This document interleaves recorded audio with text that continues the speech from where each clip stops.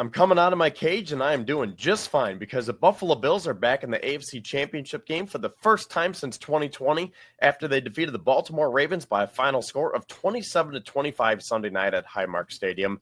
And what a time it was. The Bills finished the season undefeated at home with a perfect 10-0 record. And yes, we sung Mr. Brightside once again. What a way to cap off the home portion of this season for the Bills. And now we get to turn our attention to the Kansas City Chiefs as it is once again Josh Allen against Patrick Mahomes. But before we can officially get into this Kansas City game, I want to talk about this Ravens game because this was a game that was marked on everyone's calendar because if you go back to the regular season, week 4, the Bills just got completely dominated. The Ravens won by a final score of 35-10, and that was the talk going into this game is how the Bills were not able to match up with the Ravens. They were too tough, too physical. The Bills just could not stop Derrick Henry and Lamar Jackson because they were able to stop Lamar Jackson before, but now you add Derrick Henry, and the Bills apparently could not stop either of them, and that is exactly what they did. And I loved how the home crowd fed into that environment. The weather was an impact for sure because Lamar Jackson had a couple of atrocious turnovers in that first half. And as much as people are blaming Mark Andrews, it's like, look, the first team All-Pro had some costly turnovers. Now, should Mark Andrews have caught that ball? Absolutely. Should he have done a better job of hanging on to the ball instead of coughing it up with the fumble? Sure, yes. He is not perfect here. But the fact that people are trying to make excuses and say, oh, Lamar, it's okay, buddy. You did your best. You know, your teammates let you down. Get out of here with that, man. Because if Josh Allen had one turnover, the media would be all over him. Even if the Bills won and they would say, oh, well, Josh Allen's a turnover machine. Here we go again. He threw that interception. So I don't want to hear any of that because the Ravens just did not play good football throughout the whole game. Now, credit to them. They came back in the second half and they made the proper adjustments. And their offense did look good at times. But the Bills were the better team. The Bills, although their defense did not necessarily dominate by any means, that was my hot take that it was going to be a 2-score win. It was going to be a Sean McDermott legacy game. And I was right because I said that McDermott does not lose to the same team twice in one season, and he is one of the best coaches at self-correcting. So I did get that part right. But it wasn't as big of a win as I thought it was going to be. It could have been. The Bills were a couple yards away, and that was a very smart decision by Sean McDermott to kick the field goal there to go up by 8 points because then, as I was just saying, Baltimore's offense was picking up steam. They went right down the field, and they scored, and that's when Andrews dropped the 2-point conversion. So although it was close in the end, you really felt like the Bills were in control that whole game because the main storyline was that they won the turnover battle 3-0. That is the main takeaway out of this game. It wasn't that Josh Allen was magnificent or he was so much better than Lamar Jackson. I mean, it really wasn't an Allen versus Jackson game. It was the turnover battle, and that is because the Bills were able to win. So you got to give a big credit to the Bills defense for stepping up and making those big plays when they did. And I love that some of the biggest plays were made by the guys who were probably doubted the most this season. A guy like Damar Hamlin, is he good enough to be the starting safety, especially if we go on a deep playoff run? Well, he had that big sack on Lamar Jackson, a strip sack, and then Von Miller, another one who's been doubted because he's getting up there in age, hasn't been producing a lot on the field. He picks up the fumble, almost runs it back, but then he gets tracked down by Justice Hill. And then Tyler Bass, 9 points, which was literally the difference in the game. And Tyler was obviously struggling throughout the season, going back to last year.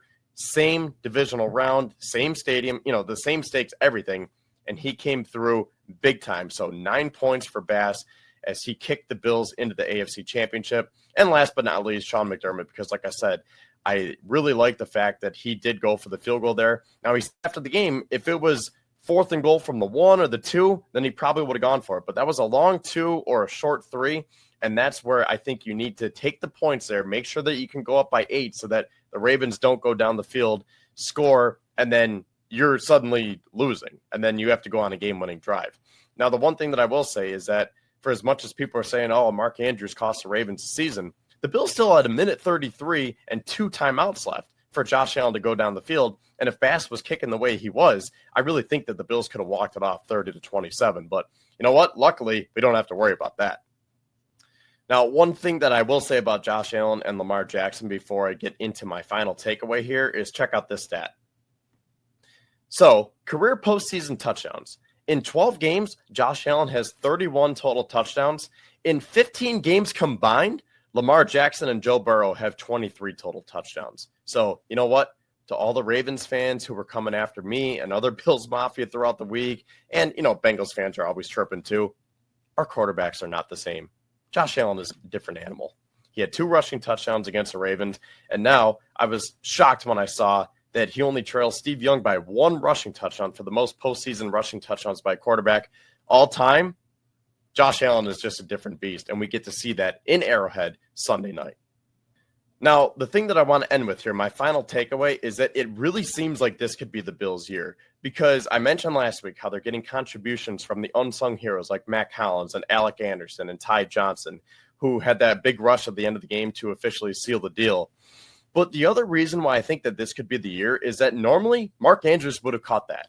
Or if he did drop it, then the Bills would have muffed the onside kick or something would have went haywire. And then you're looking at a 28-27 defeat, another heartbreaking defeat in some fashion for the Bills. And, I've gone to the last 3 divisional round games now, and I was like, I really do not want to walk out of this stadium with that same expression on my face where it's just like, why do I keep doing this to myself?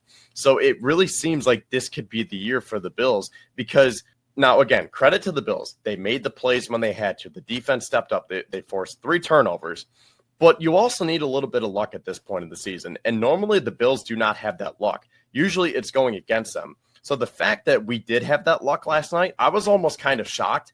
And I didn't want to cheer too soon because I was like, okay, well, what's going to go wrong? I don't want to officially cheer until there are 3 zeros on that clock. And when there were 3 zeros on that clock, I was ecstatic because this is just so much fun to see this team playing this well, silencing all the doubters and the critics week after week. And it really seems like this could be the year. And the crazy thing is, one final stat that I have is that Josh Allen only had 147 total yards and the Bills still scored 27 points. So if he can do that, and the offense just really went silent in that second half, only 2 field goals, so that they scored 6 points. It was 21-10 at halftime. And then the offense seemed almost conservative in that second half.